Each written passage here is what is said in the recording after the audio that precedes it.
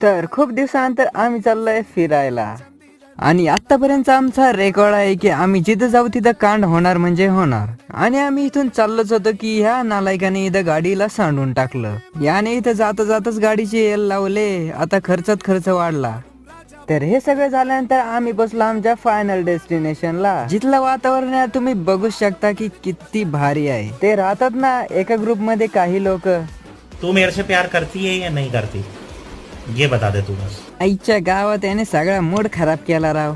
एक दिवस यायचं चालत त्याच्यात पण सगळ्यांची नाटकं चालू राहते. आणि हे असं पाहून आम्हाला वाटतं सिंगल लाईफच बेस्ट आहे. माहितीये का तुम्हाला. आता त्यानंतर आम्ही लागलो डोंगर चढायला, कारण की वरती एकदम भारी असा तलाव होता जिथे की पाणी स्टोअर केलं जातं. आणि डोंगर चढताना जी फील येते ना भाई, ती कुठंच नाही भेटू शकत तुम्हाला. आणि वरती गेल्यावर असं भयानक दृश्य भाई एकदम सुकून मिळून जातो. माहितीये का तुम्हाला. आणि भाई वरती येऊन पण काय आमची बच्चे दिसतात.